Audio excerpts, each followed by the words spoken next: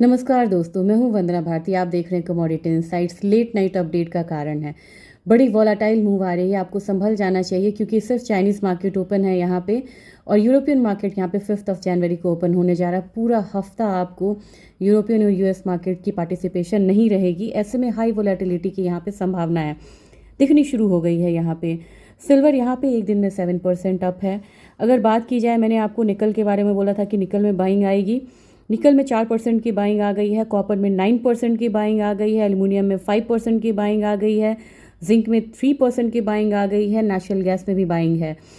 Natural gas, copper, zinc ये समझ में आता है, कॉपर नहीं लेकिन निकल समझ में आता है। लेकिन कॉपर में 9% का मूव और सिल्वर में 7% का मूव इतने हायर साइड के बाद ये काफ़ी वॉलेटाइल इंडिकेशंस यहाँ पे दे रहे हैं। और चाइना से एक न्यूज़ आई है कि वहाँ के सिल्वर के जो फंड्स हाउस हैं उन्होंने सी क्लास के सिल्वर को, यानी कि जिसमें कि आप कम सिल्वर खरीद सकते हैं, एक्यूमुलेट कर सकते हैं, उसमें उन्होंने बाइंग को सस्पेंड कर दिया है। और ए क्लास में भी अब वो बोल रहे हैं कि आपको यहाँ पे बाइंग कम मात्रा में करनी चाहिए। तो ऐसी चीज़ें जो कि अवेलेबल ही नहीं हो और उसके लिए बहुत सारे लोग यहाँ पे प्रयास कर रहे हैं, ये एक थोड़ा सा वोलाटाइल सिचुएशन इसमें हो क्या सकता है, ये आपको ध्यान में देना होगा। आपको ETF में दिक्कत नहीं है, आप फिजिकल में खरीद सकते हैं, दोनों चीज़ें अवेलेबल है। तीसरा ऑप्शन अभी आप छोड़ दीजिए डेरिवेटिव का, क्योंकि इसमें आपको एडिशनल मार्जिन जो है वो बढ़ने की संभावना रहती है। गोल्ड पे आपको पता है कि एडिशनल मार्जिन 1% और बढ़ गया है। अगर आपका एक्सपोजर यहाँ पे मेगा में है तो फिर आपका जो मार्जिन है वो बहुत ज़्यादा आ जाएगा। और मार्केट खुलने के बाद मंडे या इसके बाद अगर आपको बहुत सारा यहाँ पे अगर वहाँ पे करेक्शंस आते हैं तो एक तो पैनिक सेलिंग होगी।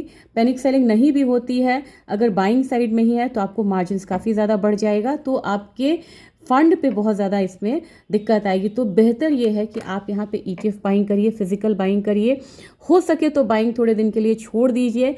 आप निकल बाई करिए और निकल वाले स्टॉक्स बाई करिए, जिंक के स्टॉक्स बाई करिए, कॉपर के स्टॉक्स बाई करिए। लेकिन ऐसी चीज़ों को मत बाई करिए जिसमें कि बाद में डिलीवरी में यहाँ पे दिक्कत हो जाए और आपको मार्जिन कॉस्ट देने पड़ जाए। तो बस इस हिसाब से मुझे ये कहना सही लगा था कि अगर पोजीशंस हैं उसको काट लीजिए, उसको मंडे के लिए कैरी फॉरवर्ड प्लीज़ मत यहाँ पे करिएगा। Thank you.